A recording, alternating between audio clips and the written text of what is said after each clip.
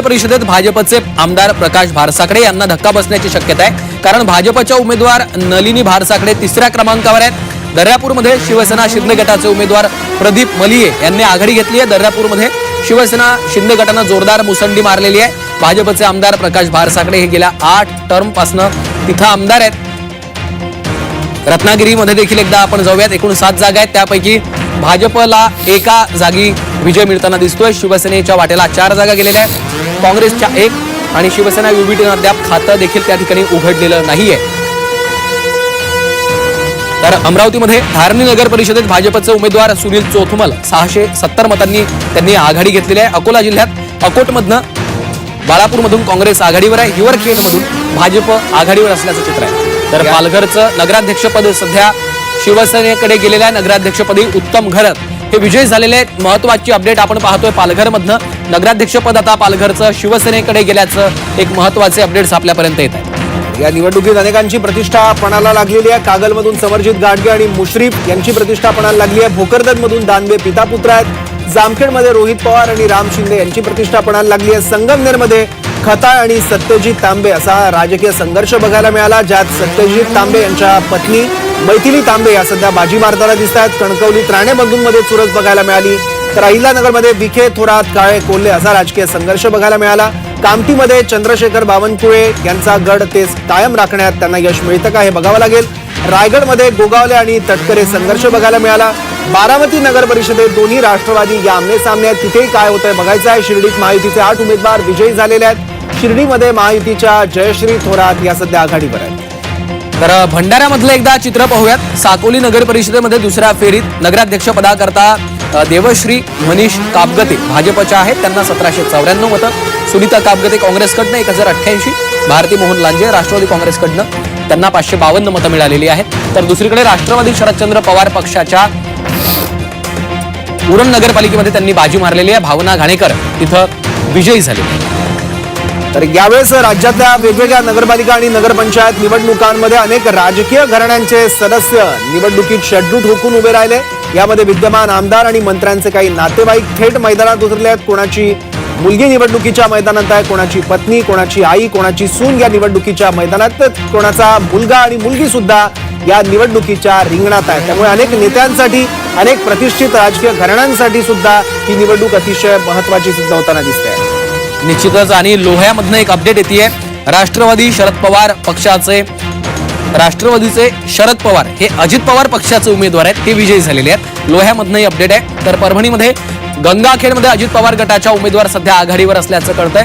नागपूर मौदा नगरपंचायतमध्ये राजा तिडके भाजपचे 871 मतांनी त्यांचा विजय त्या ठिकाणी झालेला आहे। त्र्यंबकेश्वरमधनं एक महत्त्वाची अपडेट आपल्यापर्यंत पोहोचतेय।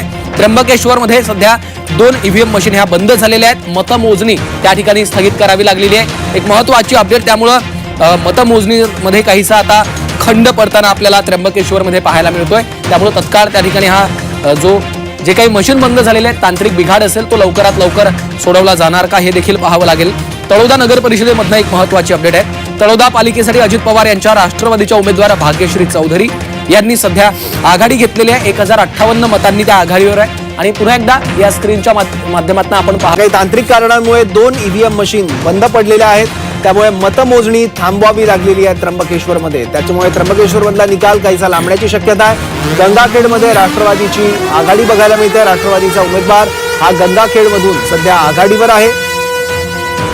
त्याचबरोबर राष्ट्रवादीच्या उमेदवारांनी गंगाखेडमध्ये आघाडी घेतली आणि त्र्यंबकेश्वरमध्ये 2 ईव्हीएम मशीन बंद पडलेल्या आहेत।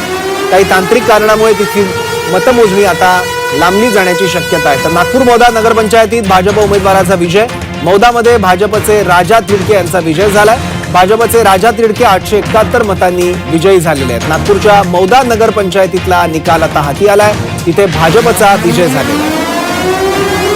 तर बदलापूर मधनं देखील एक महत्त्वाचे अपडेट्स येत आहेत। बदलापूर नगरपालिका निवडणुकीत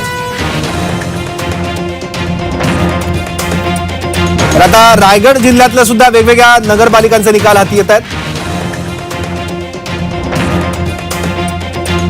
तो आम्ही केलेला एक चमत्कार आहे आणि ते होणं पण गरजेचं होतं, कारण दुसऱ्याच्या भांड्यामध्ये डोकावत असताना आपलं पहिलं भांडं स्वच्छ आहे का बघायला पाहिजे होतं। आणि त्या अनुषंगाने आज जो का आम्ही चमत्कार केलाय तो केलाय. आता इथून छत्रपती शिवाजी महाराजांना पुष्पहार अर्पण करून वीरेश्वरांना नमस्कार करून आम्ही श्रीवर्धनच्या दिशेने रवाना होतोय. तटकरेंच्या पराभवासाठी आपण बोपाटाची हातमिळवणी केली का? चमत्कार तो आम्ही केलेला एक चमत्कार आहे आणि ते होणं पण गरजेचं होतं, कारण दुसऱ्याच्या तर भरत शेठ गोगावले यांची ही प्रतिक्रिया आपण बघितलेली आहे. सुनील तटकरे विरुद्ध गोगावले असं काहीच चित्र गेल्या काही दिवसांपासून रंगलेलं आपण रायगडमध्ये बघितलेलं होतं आणि महाडमध्ये गोगावले यांनी तटकरेंना आता मोठा धक्का दिलेला आहे. शिवसेनेचे सुनील कविस्कर इथं विजयी झालेले आहेत, त्यामुळे आता अर्थातच त्यांनी आता मतदारांचेही आभार गोगावले यांनी मानलेले आहेत. महाड नगरपालिकेवर त्यांनी विजय प्राप्त केलेला आहे. अर्थात सुनील तटकरे यांच्यासाठी हा मोठा धक्का मानला जातोय, कारण खासदार आहेत, दुसरीकडे त्यांच्या कन्या मंत्री आहेत आणि अशा परिस्थितीमध्ये त्यांना आता पराभवाचा सामना त्या ठिकाणी करावा लागतो. त्यामुळे साहजिकच भरत गोगावलेंच्या चेहऱ्यावर ते समाधान आपल्याला दिसत होतं. सुनील तटकरे आणि भरत गोगावले एकमेकांचे कट्टर विरोधक आहेत, कट्टर राजकीय प्रतिस्पर्धी आहेत. आरोप प्रत्यारोपांचा सामना सुद्धा या स्थानिक स्वराज्य संस्थांच्या निवडणुकांमध्ये बघायला मिळाला होता.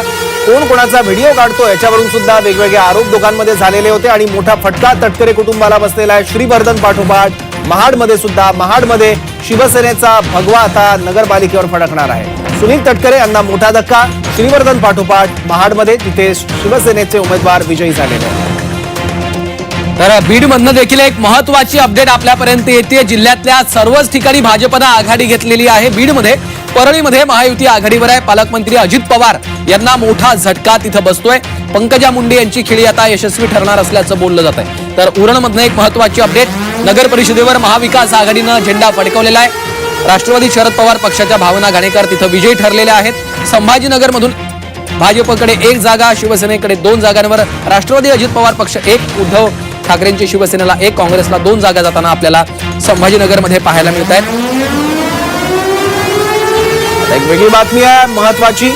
नांदेडच्या लोह्यामध्ये नगराध्यक्षपदी शरद पवार विजयी झालेले आहेत. शरद पवार अजितदारांच्या राष्ट्रवादीचे उमेदवार होते. वास्तविक शरद पवार हे राष्ट्रवादी काँग्रेसच्या दुसऱ्या गटाचे अध्यक्ष आहेत, पण योगायोग बघा, अजित पवारांच्या राष्ट्रवादीकडून लोह्यामध्ये शरद पवार नावाच्या व्यक्तीलाच उमेदवारी देण्यात आली आणि ते विजयी सुद्धा झालेले आहेत. त्यामुळे हेडलाईन अशी की अजित पवारांच्या राष्ट्रवादीचे उमेदवार शरद पवार हे लोह्यामध्ये विजयी झालेले आहेत. अजित पवारांच्या राष्ट्रवादीचे ते लोह्यातले नगराध्यक्ष पदाचे उमेदवार होते, त्यामुळे अजित पवारांच्या राष्ट्रवादीकडून शरद पवार विजयी झालेले आहेत. अत्यंत कमालीचा असा वेगळा योगायोग आहे. अनेकांचा देखील यामध्ये संभ्रम होऊ शकतो, मात्र त्याच्यामुळेच हे स्पष्टीकरण आहे. शरद पवार हे अजितदादांच्या राष्ट्रवादीचे उमेदवार आहेत लोह्याचे. ते आता त्यांचा विजय झालेला आहे आणि त्यांनी विजय प्राप्त केलेला आहे. झी24 तासच्या माध्यमातून हे सगळे अपडेट्स आपण पाहतोय. नांदेडच्या लोहा इथं नगराध्यक्षपदी शरद पवार यांची आता निवड झाली आहे, त्यांचा विजय झालेला आहे. नांदेडच्या लोह्यामध्ये त्यामुळे आता नगराध्यक्षपदी शरद पवार असणार आहे. अजित पवारांच्या राष्ट्रवादीचे ते नगराध्यक्ष पदासाठीचे उमेदवार होते आणि या निवडणुकीत शरद पवार विजयी झालेले आहेत अजित पवारांच्या राष्ट्रवादीकडून. तर शिर्डी नगरपालिकेमध्ये 3 अपक्ष उमेदवार विजयी ठरलेत. महायुतीचे 8 उमेदवार तिथं विजयी झालेले आहेत. शिर्डीमधलं चित्र आपण पाहतोय. शिर्डीमध्ये महायुतीच्या जयश्री थोरात यांनी तिथं आघाडी घेतलेली आहे. 3 अपक्ष उमेदवार देखील शिर्डी नगरपालिकेमध्ये विजयी झालेले आहेत. महायुतीचे 8 उमेदवार शिर्डीमध्ये विजयी होताना आपल्याला पाहायला मिळत आहे.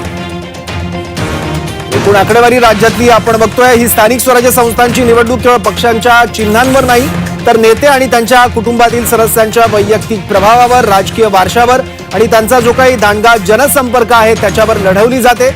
यामुळे मतदारांना एकाच वेळी अनेक राजकीय घराण्यांचं भविष्य निश्चित करण्याची संधी या मतदानातून मिळालेली आहे आणि मतपेटीत या सगळ्या राजकीय घराण्यांचं भविष्य देखील बंद झालेलं आहे आणि त्याचे कल, त्याचे निकाल आता स्पष्ट होताना सुद्धा स्क्रीनवर आपण बघतोय. पक्षनिहाय आकडेवारी स्क्रीनवर आपण पाहतोय. कोणत्या पक्ष किती जागांवर सध्या आघाडी घेताना दिसतोय. तर नाशिकमधनं देखील काही महत्वाचे अपडेट्स आपल्याकडे येत आहेत. भगूरमध्ये अजित पवारांच्या राष्ट्रवादीच्या प्रेरणा बलकवडे विजयी झालेले आहेत. त्यांची थोड्याच वेळापूर्वी आपण प्रतिक्रिया बघितली होती. पिंपळगाव बसवंत इथं भाजपचे डॉक्टर मनोज बर्डे हे विजयी झालेले आहेत. सिन्नरमध्ये अजित पवारांच्या राष्ट्रवादीकडनं विठ्ठलराजे उगले यांनी आघाडी घेतलेली आहे. ओझरमध्ये भाजपच्या अनिता घेगडमल आघाडीवर आहेत. त्र्यंबकेश्वरमध्ये भाजपचे कैलास घुले यांनी आघाडी घेतली आहे. इगतपुरीमध्ये शिंदेच्या शिवसेनेच्या शालिनी खताळे यांनी देखील आघाडी घेतलेली आहे. तर येवल्यात राष्ट्रवादी अजित पवार गटाचे राजेंद्र लोणारी हे विजयी झालेले आहेत. ते भुजबळांचे समर्थक आहेत. तर गेवराईमध्ये राष्ट्रवादी काँग्रेस पिछाडीवर गेलेला आपल्याला बघायला मिळत आहे. बीडच्या गेवराईमध्ये भाजपने मुसंडी मारलेली आहे. भाजपचे उमेदवार हे सध्या आघाडीवर आहेत. गेवराईमधून राष्ट्रवादीची तिथे पिछेहाट झालेली बघायला मिळते आहे. बीडच्या गेवराईमध्ये भाजपचे उमेदवार आघाडीवर गेलेले आहेत. तर शिरूर नगर परिषदेत अजित पवारांच्या राष्ट्रवादी काँग्रेसच्या उमेदवार ऐश्वर्या पाचरणे या विजयी झालेल्या आहेत. भाजपसह महाविकास आघाडीला हा एक जोरदार धक्का. तर कणकवलीत अजून एक फेरी बाकी आहे. अत्यंत हाय व्होल्टेज ड्रामा राजकारण बघायला मिळालं होतं कणकवलीत अजून एक फेरी बाकी आहे. त्यामुळे उत्कंठा शिगेला गेलेली आहे. कारण कोकणातल्या निवडणुकांची चर्चा ही फारशी होत नसते, पण यावेळेस हाय व्होल्टेज ड्राम्यामुळे आणि अग्रेशनमुळे राणेंच्या कणकवलीतली निवडणूक सुद्धा राज्यभरात चर्चेचा विषय ठरलेली होती. अर्थातच